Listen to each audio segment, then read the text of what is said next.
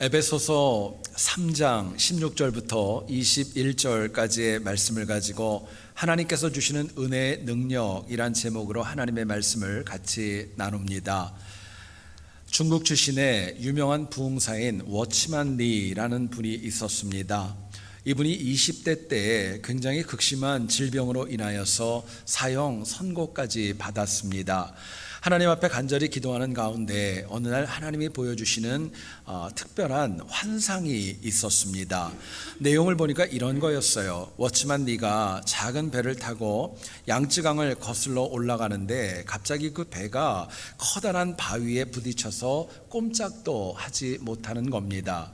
힘을 다해서 노를 저으면서 빨리 벗어나려고 아무리 노력을 해도 소용이 없어서 너무나도 답답한 가운데 있었는데 갑자기 하나님께서 워치만 리에게 이렇게 말씀을 하십니다.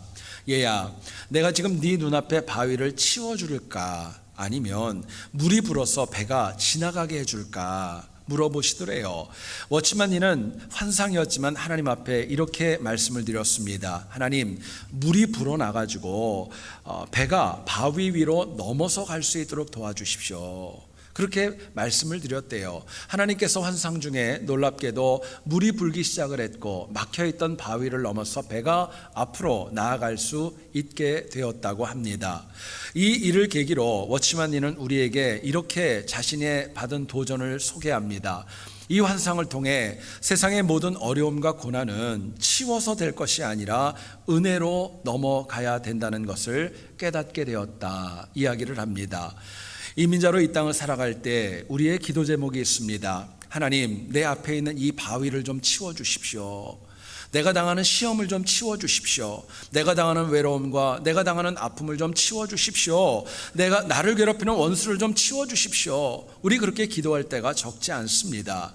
그런데 여러분 아시죠? 인생의 바위는 내 앞에 있던 것이 치워진다 할지라도 시간이 지나면 또 다른 바위가 찾아오는 게 우리의 인생입니다. 그렇기 때문에 우리는 하나님께서 우리에게 베풀어 주시는 은혜로, 더 큰 은혜로 그 바위와 시험과 아픔을 이겨나가는 지혜가 필요한 것입니다.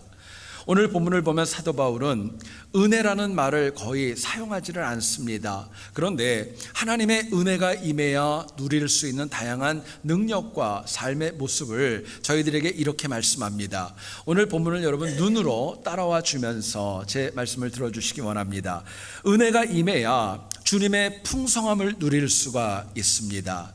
은혜가 임해야 성령 하나님의 은혜로 살아갈 수 있고, 은혜가 임해야 주님께서 내 마음에 좌정해 계시고 함께 하신다고 말씀합니다. 또 은혜가 임해야 주님이 넘치는 사랑을 우리가 깨달을 수가 있을 뿐만 아니라 은혜가 임해야 하나님의 충만하심과 역사하심을 느낄 수 있고 체험할 수 있다, 바울은 고백하고 있습니다.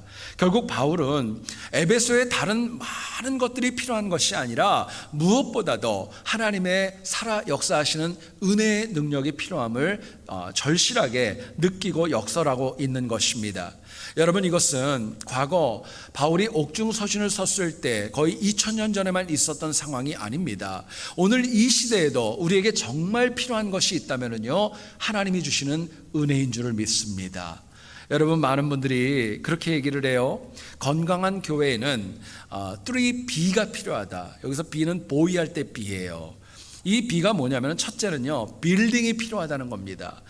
교회 건물이 있어야 좀 건강하다는 거고, 두 번째는 버젯입니다. 교회가 좀 물질적으로 어려움이 없어야 건강한 것이다. 세 번째는 베프티즘이라고 얘기를 합니다. 세례받은 성도의 숫자가 늘어가야 교회가 든든하고 은혜가 있다 이야기를 합니다. 그런데 여러분 생각해 보세요. 만약에 건물도 있고 물질도 있고 세례를 받은 성도들이 있지만 그 가운데 은혜가 빠진다면 어떻게 될까요? 사실은 아무 능력이 없는 겁니다. 오히려 건물이 좀 작아도 괜찮아요. 낡아도 돼요. 물질도 부족해도 돼요. 성도가 조금은 부족해도 괜찮아요. 그러나 하나님 주시는 은혜가 있어야 그 교회가 건강한 교회가 되고 능력 있게 사역할 수 있는 것입니다. 여러분, 그럼에도 불구하고 오늘날 현대교회와 신앙인들은 하나님이 주시는 은혜에 대한 사모함 별로 없습니다. 은혜가 주는 능력 제대로 모르고 그거 없이도 그냥 하루하루 살아가기도 합니다. 그런데 여러분, 역설적으로요, 세상이 악할수록, 내가 힘들고 어려울수록, 내 삶이 곤고할수록 정말 나에게 필요한 것은 하나님이 주시는 은혜입니다. 은혜가 필요한 거예요. 그 은혜가 있어야 정말 버거운 이민 생활을 저희들이 힘있고 지혜롭고 내일을 향해 열어갈 수 있는 힘을 하늘로부터 공급받을 수 있기 때문에 그렇습니다. 오늘 본문을 통해 우리가 하나님이 우리에게 주시는 은혜의 능력이 과연 어떤 성격이 있고 또 무엇인가, 이를 위해 무엇이 필요한가 저희들이 한번 같이 알아보기를 원합니다. 첫 번째로는요, 하나님이 주시는 은혜와 능력은 항상 한없이 풍성하다는 것을 아셔야 돼요. 하나님이 우리에게 주시는 은혜는 풍성한 능력을 가지고 있습니다. 본문 18절을 보시면 바울은 에베소 교회가 그리스도의 넘치는 사랑을 알기 원한다 이야기를 합니다. 오늘 본문에 사랑이라는 단어가 몇 번 나오는데요, 사랑이라는 단어 대신에 은혜를 넣어도 그 의미가 전혀 퇴색해지지 않습니다. 주목해야 될 단어는요, 넘치다 라는 단어입니다. 헬라어 원어인 휘페르발로라는 이 단어는요, 뭔가를 초월하다, 뭔가를 넘어가다, 누군가보다 굉장히 탁월하다 라는 능력을 가지고 있습니다.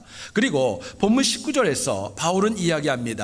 하나님이 주시는 사랑이 얼마나 위대한지요, 그 사랑의 넓이와 길이와 높이와 깊이를 에베소 교인들이 알기를 원한다, 간절히 기도하며 이 글을 쓰게 되었던 겁니다.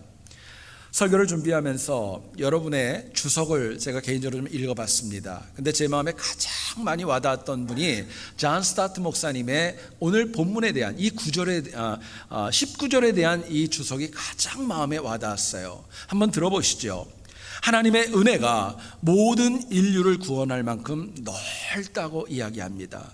하나님의 은혜가 영원히 이어질 정도로 길다 이야기합니다. 하나님의 은혜가 그리스도를 하늘로 승천하도록 이끌어갈 정도로 높다고 저희들에게 말씀합니다. 또 마지막으로 하나님의 은혜가 타락한 인간을 지옥으로 가는 길로부터 벗어나게 할 정도로 깊고 깊다고 이 존 스타트 목사님은 이야기하고 있습니다.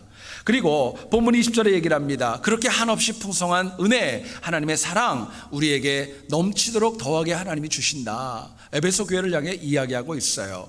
바울은 에베소 교회가 아데미 여신과 우상 숭배하는 비교할 수 없는 하나님의 은혜를 알고 깨닫고 충만하기를 간절히 원했던 것입니다.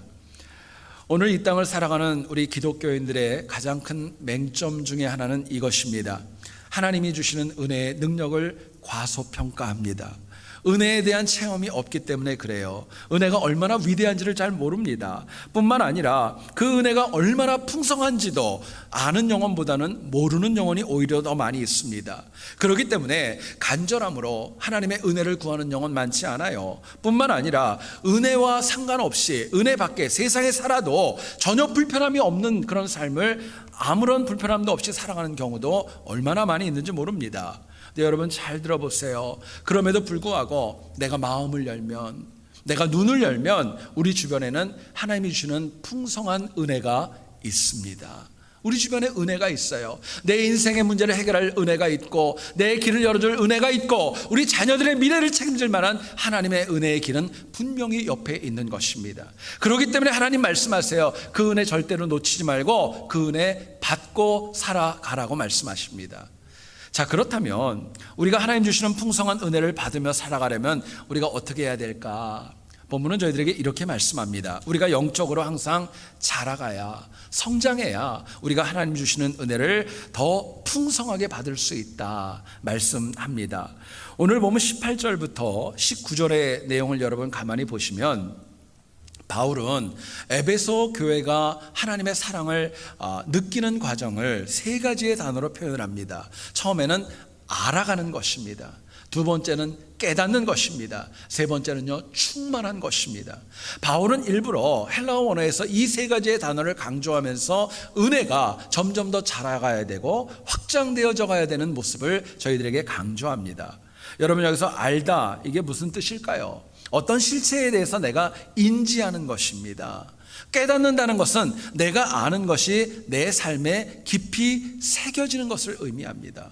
충만한 것은 무엇일까요? 내가 알고 깨닫는 것이 내 삶에 채워져서 나도 모르게 나타나고 그 능력을 가지고 살아가는 힘이 바로 충만함의 능력인 것입니다.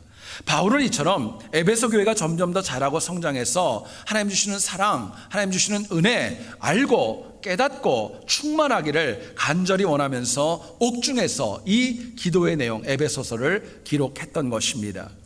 여러분, 제 얘기를 잘 들어보세요. 많은 분들이 은혜를 사모합니다. 그런데 은혜를 받았다는 것이 끝이 아닙니다. 정말 중요한 것은요, 은혜를 받은 이후에 그 다음부터 더 자라가야 되는 거예요. 그 은혜를 더 깊이 알아가고 더 깨닫고 더 충만하게 되어가는 거, 그게 사실은 하나님이 우리에게 은혜를 주시는 목적이라고 할 수 있습니다. 자라고 성장해야 하나님이 우리에게 주시는 사랑과 은혜의 그 넓이와 길이와 높이와 깊이를 더욱더 알게 될 수 있기 때문에 그렇습니다. 사도 베드로는요, 이거를 알기 때문에 베드로후서 3장 18절에 이렇게 얘기를 합니다. 오직 우리 주 곧 구주 예수 그리스도의 은혜와 그를 아는 지식에서 자라가라. 명령형으로 얘기를 하세요. 우리가 풍성한 가운데 하나님의 은혜로 나아가고 자라고 성장해야 된다는 것을 강조합니다. 그런데 오늘 우리의 현실을 가만히 보면은요, 우리는 세상 일에는 얼마나 악착 같은 열정이 있는지 몰라요.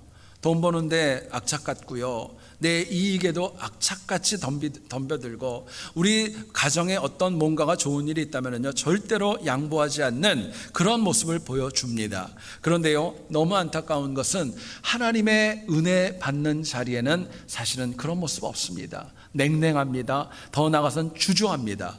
어떤 분이 그런 얘기를 하더라고요. 신앙생활은 너무 깊이 하면 안 된다고, 적당히 해야 된다고. 문제는 그러다 보니까 한쪽은 세상, 한쪽은 교회, 나도 모르게 양다리 신앙이 되어질 때도 적지 않은 것입니다. 그런데 여러분 잊지 마세요. 잘하지 않는 신앙, 교회 마당만 받는 신앙에는요, 사실은 충만한 은혜 누리지 못합니다. 능력도 없는 것이고, 이거는 마땅한 것입니다.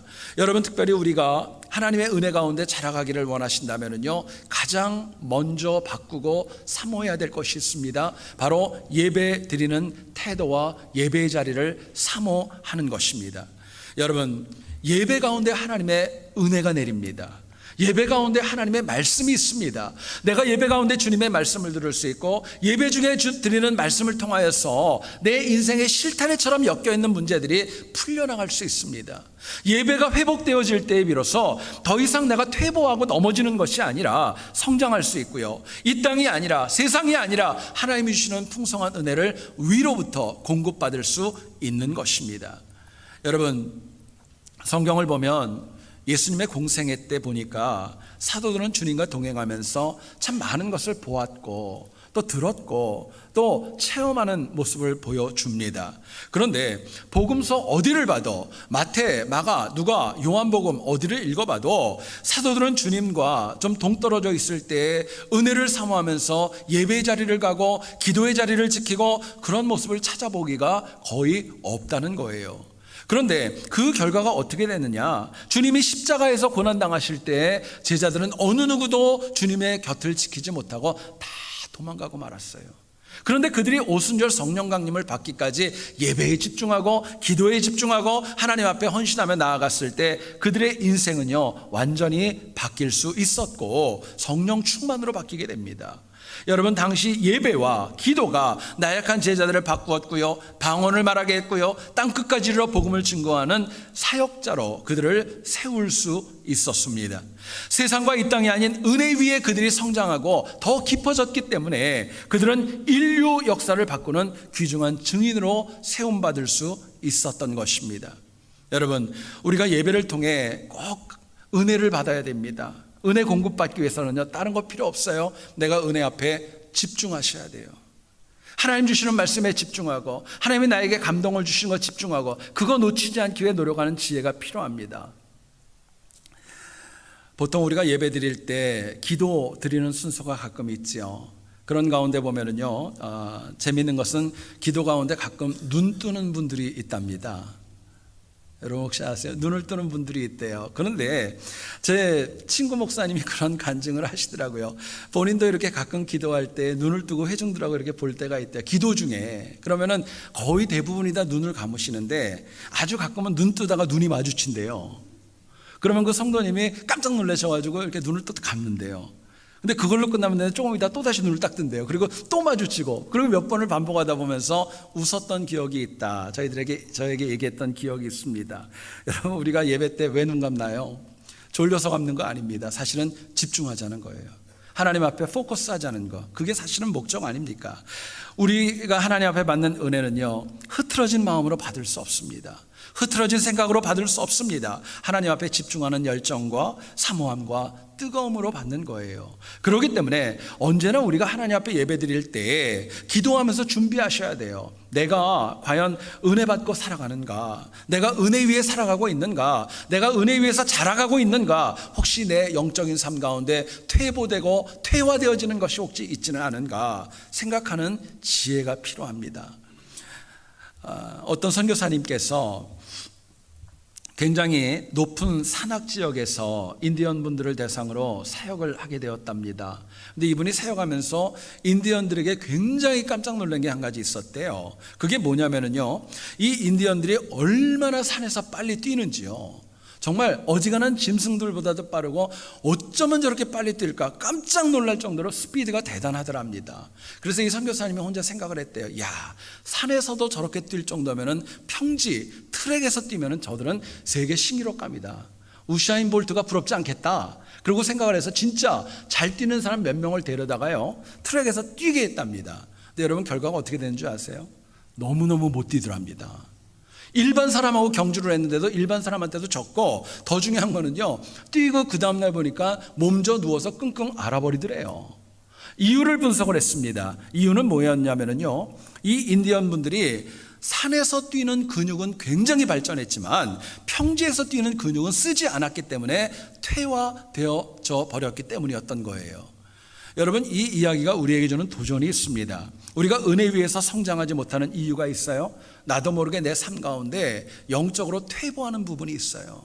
발전하지 못하는 부분이 있어요. 퇴화되어져 버린 부분이 있다고 이야기합니다.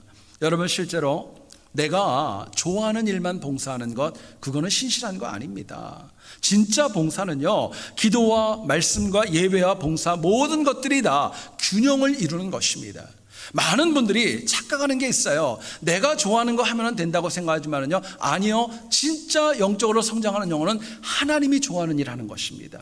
그게 진짜 봉사예요. 그럼에도 불구하고 많은 신앙인들이 그래도 나는 괜찮아, 저 사람보다는 좀 괜찮지, 내가 더 이상 뭐가 필요해 생각하기도 합니다. 문제는 그러는 가운데 자기도 모르게 영적인 성장보다는 한 부분이 퇴화되어 버리고 퇴보돼 버리고 이제는 그 기간을 쓸 수 없는 지경까지도 될 수도 있다는 것입니다. 여러분, 잊지 마세요. 내 영적인 삶 가운데 균형을 잃어버리고 헌신을 잃어버리고 한 가지의 그런 퇴화된 부분이 있다면 자라가지 못합니다. 무엇이 문제이고 무엇이 부족한지 깨달을 수도 없는 것입니다. 저는 여러분들이 하나님 앞에 쓰임받기 위해서, 영적으로도 자라기 위해서 버릴 것은 좀 버리시고 취할 것을 취하는 선택과 지혜가 있기를 간절히 소원합니다. 그래서 우리의 삶 가운데 한 주는 물론이고 남은 우리의 인생이 하나님 주시는 은혜의 풍성함을 알고 깨닫고 충만히 받아서 더 성장해 갈 수 있기를 간절히 주의 이름으로 축원드립니다.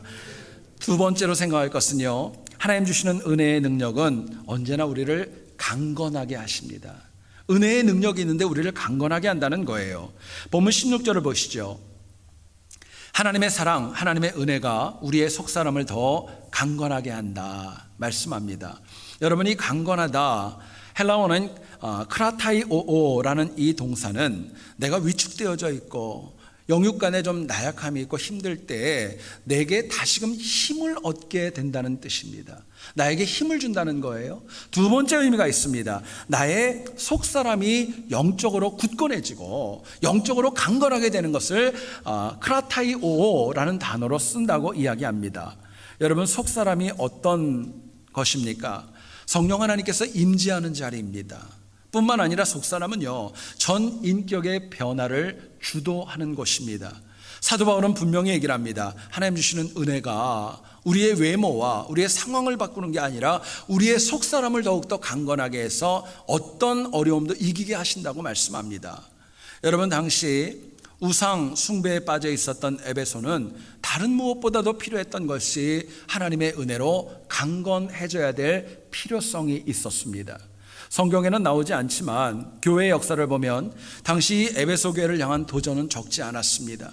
영지주의라고 하는 이단 철학도 있었고 헬라 철학도 있었고 아데미 여신과 우상 숭배가 강하게 이들을 압박하고 이들의 믿음을 빼앗기 위해 공격에 나아갔던 것입니다. 그렇기 때문에 바울은 강조하고 또 강조합니다. 너희가 속사람이 강건해야 된다고. 그래야 이길 수 있다고 말씀하는 거예요. 여러분, 과거 우리 믿음의 선조들은 어떻게 신앙생활을 했을까요? 아마 여러분들의 조부모님들이나 또 어쩌면 연세 드신 분들의 경우에는 부모님 세대의 경우를 한번 가만히 머리에 그려보세요. 그들의 경우에는 정말 그냥 신앙생활하지 않았죠. 생명을 걸고 신앙생활했습니다. 그리고 순교의 신앙이 있었고요. 어떤 경우에도 믿음이 흔들리지 않았고 하나님을 향한 충성만큼은요 절대로 양보하지 않는 뜨거움과 속사람의 강건함이 있었습니다. 그런데 어쩌면 오늘 이 시대는 어쩌면 저를 비롯한 우리 모두는 너무나도 변덕스러울 때 참 많이 있어요. 사소한 일로 인하여서 마음의 상처를 받고 심지어는 하나님을 버리고 교회를 떠나는 경우도 얼마나 우리가 주변에서 많이 봅니까? 다른 것 이유 있는 거 아닙니다. 사람들이 약하고 주변이 약하고 사실은 그거 아닙니다. 엄밀히 얘기하면 내 속사람이 하나님의 은혜로 강건하지 못하기 때문에 그렇습니다. 그게 문제예요. 그럼에도 불구하고 여러분, 마귀는 인정사정 봐주지 않습니다. 내가 속사람이 강하건 약하건 그건 중요한 거 아니에요. 하나님의 백성 한 명이라도 넘어뜨리기 위해서 지금도 혈안이 되어져서 우는 사자처럼 삼킬 자를 찾고 있는 것이 마귀의 모습입니다. 여러분, 그렇기 때문에 내가 하나님께 받은 은혜를 지키기는 정말 쉬운 것이 아닙니다. 어려운 거예요. 그렇기 때문에 그 어떤 경우에도 어떤 일이 있어도 내 속사람은 하나님 주신 은혜로 강건하게 지켜야 마땅하다는 것입니다. 자, 그렇다면 하나님 주시는 은혜로 우리가 항상 강건하려면 어떻게 살아가야 될까? 본문은 저희들에게 이렇게 말씀합니다. 하나님 주시는 굳건한 은혜 위에서 내가 영적으로 흔들리지 않는 것입니다. 내가 하나님에게 뿌리를 내리는 삶을 살아가는 것입니다. 17절을 보세요. 너희가 은혜 가운데서 뿌리가 박히고 터가 굳어져서 이야기합니다. 뿌리가 박히다, 터가 굳어졌다, 이 두 단어를 보면 헬라어 원어는요 수동태로 되어져 있습니다. 무슨 의미냐면요, 내가 인간적인 각오로 뿌리가 박히는 게 아니에요. 내가 인간적인 각오로 터가 굳어지는 것이 아닙니다. 하나님의 은혜가 있어야, 하나님이 내 속사람을 굳건하게 해주셔야 내가 복음의 뿌리를 내릴 수 있고 내 믿음의 터전이 더욱더 굳건해질 수 있다는 바울의 권면인 것입니다. 여러분, 이처럼 에베소 교회는 하나님께서 부여하신 굳건한 은혜를 절대로 빼앗기지 말아야 마땅했던 거예요.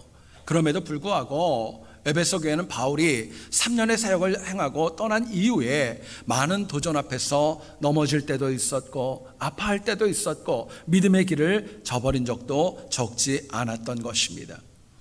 구약을 봐도요, 이사야 26장 3절은 얘기를 합니다. 주께서 심지가 견고한 자를 평강으로 지키시리니 이는 그가 주를 신뢰함이니이다 이야기합니다. 여러분, 심지가 견고한 자를 하나님이 지키신대요. 근데 오늘 이 시대를 보게 되면은 심지가 견고한 사람들 사실은 많지 않습니다. 오히려 많이 흔들릴 때가 더 많이 있죠. 내가 원하는 대로 하면 좋아지고 내 뜻과 다르면 시험 들고 아파하고 컴플레인하고 그런 모습들 얼마나 많이 있는지 모릅니다.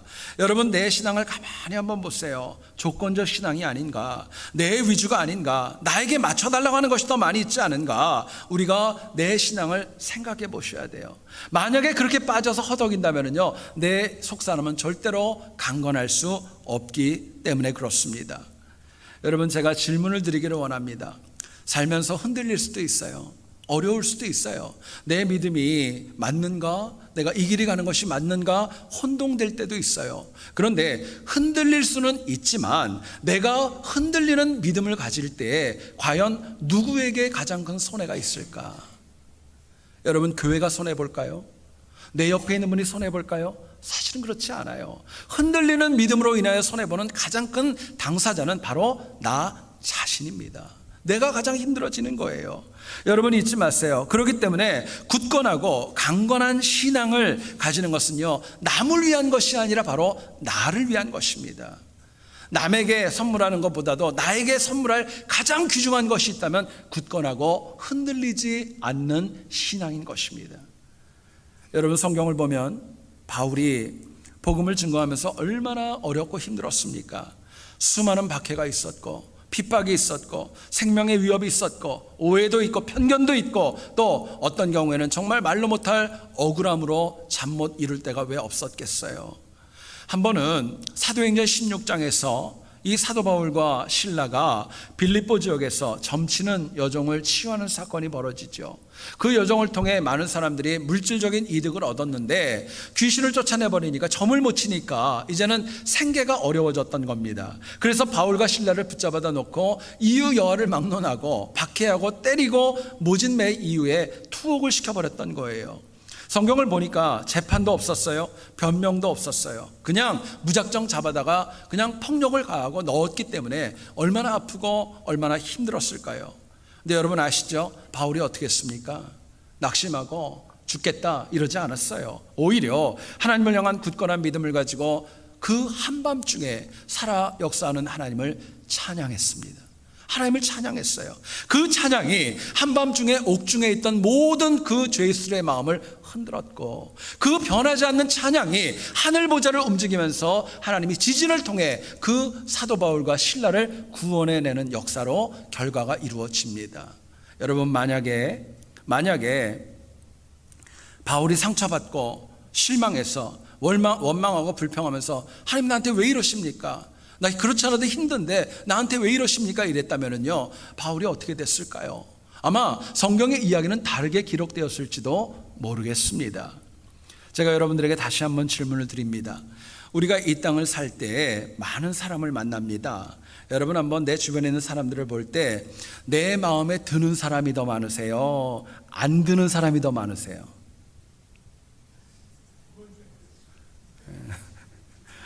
여러분 생각해 보세요. 마음에 드는 사람이 많으세요? 안 드는 사람이 많으세요?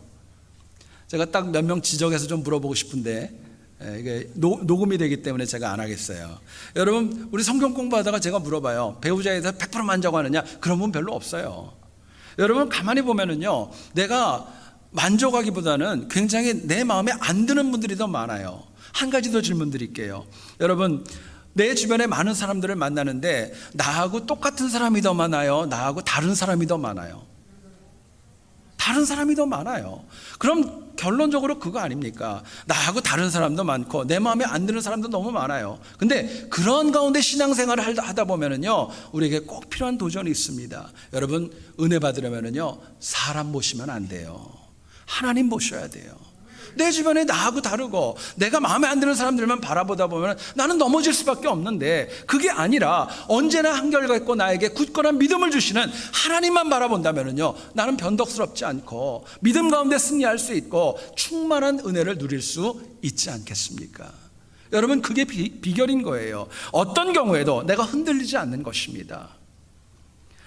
저희들이 몇 번 들었던 예화인데 한 번 더 말씀을 드립니다. 어떤 남성이 외나무 다리를 건너가게 되었습니다. 밑을 보니까 까마득한 그런 낭떠러지고 또 이곳을 지나야 되다 보니까 너무너무 두려웠습니다. 그래서 하나님 앞에 간절히 기도했어요. 하나님, 제가 이 다리를 무사히 건넌다면은 제가 가지고 있는 전 재산을 하나님 앞에 다 드리겠습니다. 그리고 이제 한 발자국 또 한 발자국 이 다리를 건너가기 시작을 했습니다. 그리고 가다 보니까 한 절반쯤 왔어요. 근데 이분의 갑자기 마음에 이런 생각이 들었어요. 전 재산은 너무 많은 것 같아. 이건 너무 많은 것 같고 아무리 생각해도 좀 절반으로 좀 딜을 해도 하나님이 이해하실 것 같아. 그래서 또 기도합니다. 하나님, 제가 절반만 드릴게 나머지 절반을 잘 가게 해주세요. 하나님께서 침묵하십니다. 그리고 이제 거의 다 건너왔어요. 이제 몇 발자국만 가면 되는 상황에서 이분이 또 마음이 변합니다. 하나님, 무슨 전 재산이겠어요? 절반도 너무 많아요. 제가 교회 가서 주일날 100불만 헌금할게요. 근데 그 순간에 갑자기 바람이 불면서 다리가 출렁하고 흔들렸습니다. 이 남성분이 너무너무 놀랐어요. 그리고 이렇게 얘기하더랍니다. 하나님, 농담도 못합니까? 농담도 못하냐고 여러분 얘기하더래요. 가만히 한번 생각해 보세요. 여기에 있는 우리 가운데 누가 자신 있게 그 남성을 조롱하고 문제 있다고 참 어떻게 그렇게 믿냐고 얘기할 사람 누가 있어요? 사실은 아무도 없어요. 우리 생각은 나는 이 남성과 다르기를 원하고 다르다고 생각하지만 실제 우리의 삶을 보면은 안타깝지만 이 남성과 똑같이 변덕스럽고 똑같이 오락가락하고 그렇게 힘들 때가 적지 않은 것입니다. 근데 여러분 잘 들어보세요. 하나님께서는요, 변덕스러운 신앙인에게 강건하게 되는 은혜를 주실 수가 없는 것입니다. 안 주시는 게 아니에요. 주셔도 못 받는 거예요. 여러분 혹시 지금 신앙적으로 좀 시험이 들어 있으세요? 마음에 좀 안타까움이 있으세요? 그런데 생각해 보세요. 만약에 내 신앙이 지금 흔들리고 큰 시험에 빠져 있는데 하나님이 꼭 필요한 은혜를 지금 나에게 주셔서 못 받는다면 그거 누구 손해예요? 누구 손해예요? 더 나아가서는 내가 너무너무 지금 힘들고 상처와 어려움 때문에 사는 게 곤고해서 영적으로 최저점을 찍고 있는데 만약에 지금 이 순간에 예수 그리스도가 재림하신다면 얼마나 난감하고 얼마나 안타까운 상황이 되겠습니까? 여러분 간곡히 부탁드립니다. 이민자로 살면서 힘들고 어려워요. 외로울 수 있어요. 곤고할 수 있어요. 그래도 간절히 부탁드리는 것은 흔들리지 마시고 우리의 속사람을 날마다 강건하게 가꾸어 갈 수 있기를 소원합니다. 그래야 하나님 주시는 풍성한 은혜로 흔들리지 않는 굳건한 신앙생활, 은혜의 능력 누리며 살아갈 수 있기 때문에 그렇습니다. 여러분에게 이 은혜가 있기를 다시 한번 주의 이름으로 축원드립니다.